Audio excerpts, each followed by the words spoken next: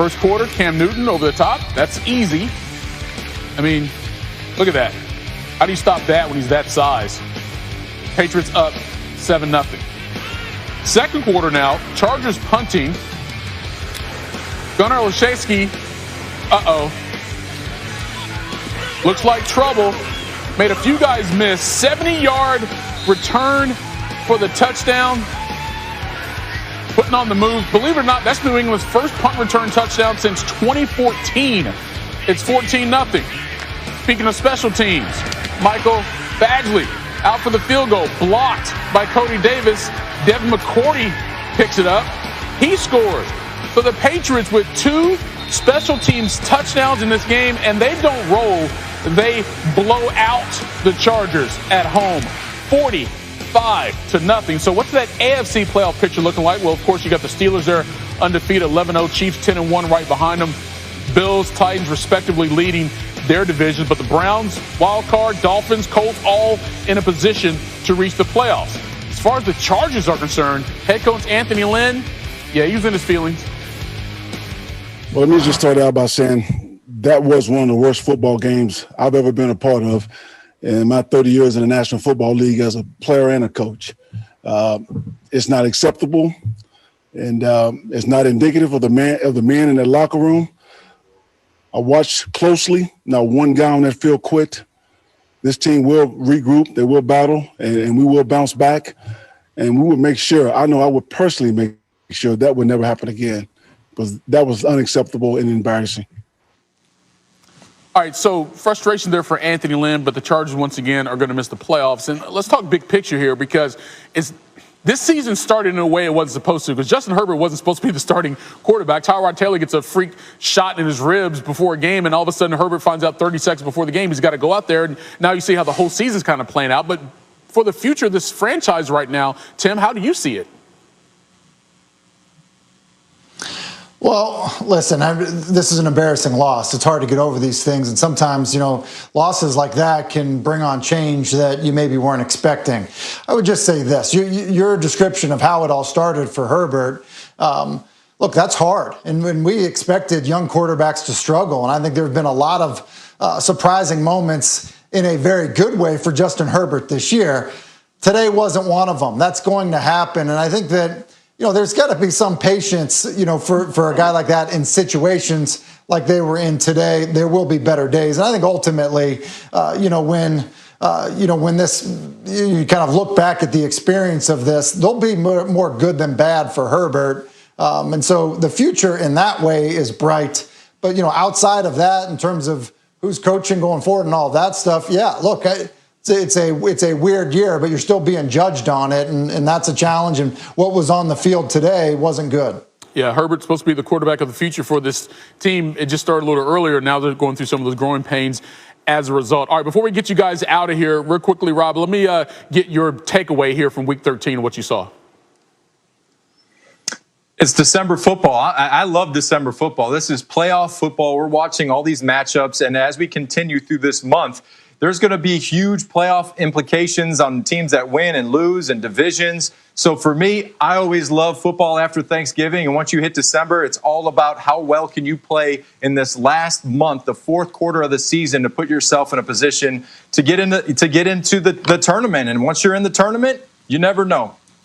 Good way to put it. What are you doing to get into the tournament that is the NFL playoffs? Tim, what about you?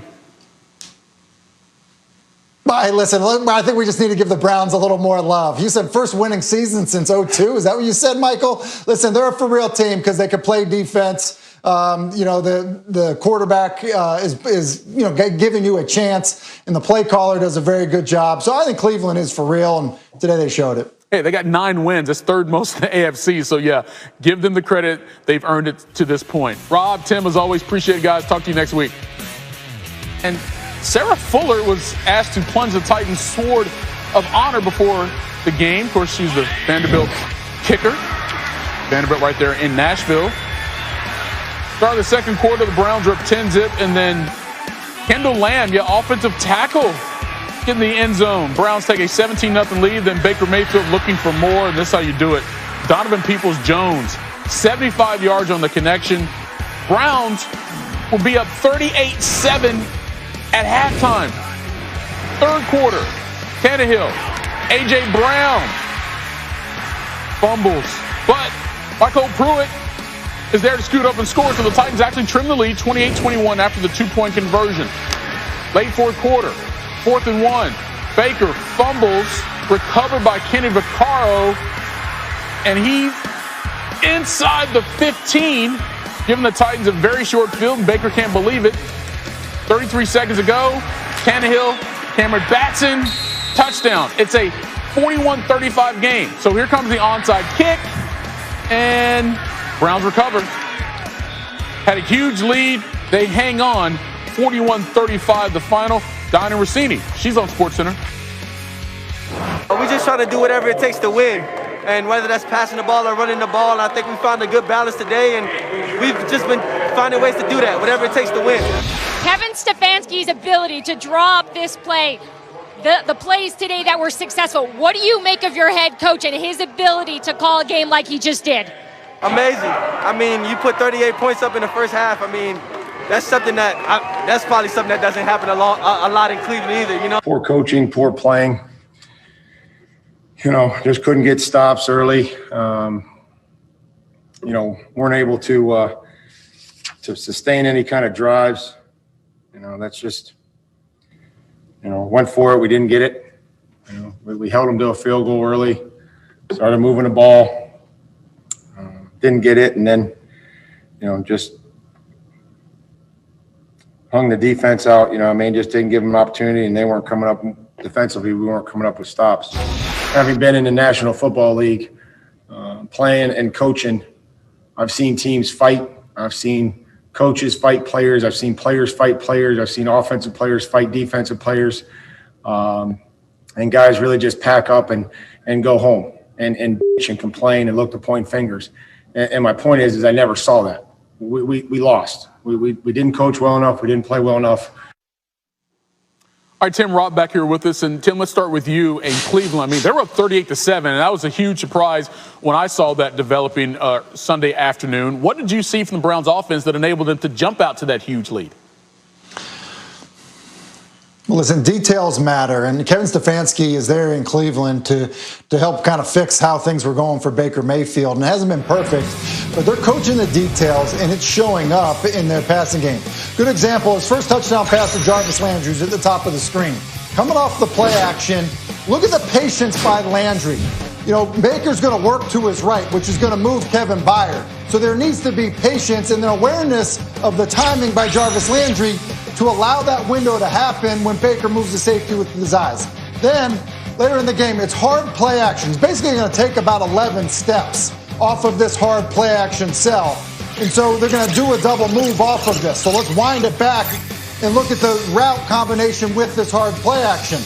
Peoples-Jones does an excellent job here of basically coming to a complete stop, but then also turning his head back to the quarterback. That does two things. It sells the route, but it also creates a situation where you don't outrun the quarterback's arm because of the hard play action.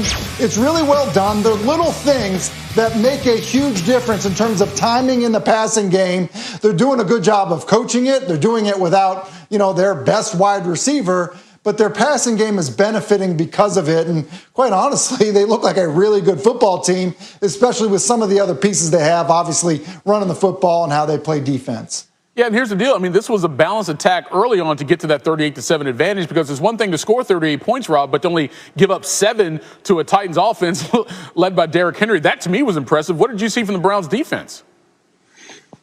Yeah, look, everyone knew coming into this matchup it was going to be who could stop the other team's running game, and Cleveland did a great job stopping Derrick Henry from running all over them. And there was 2 instances in this game where short yardage, which just falling forward, Derrick Henry usually gets it. Well, they stop him here. They don't convert. They don't get the first down. And then another down here on a 2-point conversion, they stop his forward progress, which is really, really hard to do. That means you have to gang tackle. And I think a pivotal point in this game was this play right here, this volleyball drop pass interception. If Tennessee scores on that drive, it basically gets them into winning position. If the game progresses just as it did and they scored on this drive, they would have won the game by a point. So it just goes to show you that one play here or there at the end of the game always can count and matter. So Tennessee, look, they're not out of this thing. They're not going to be counted out of here. So you heard Vrabel. It was on the coaches, on the players. So I think that they'll learn from this. They'll move on. And they're still a tough team. But Cleveland did a great job stopping Derrick Henry, that's for sure. Yeah, and Cleveland also guaranteed itself its first winning season since 2007. So Northeast Ohio, congratulations.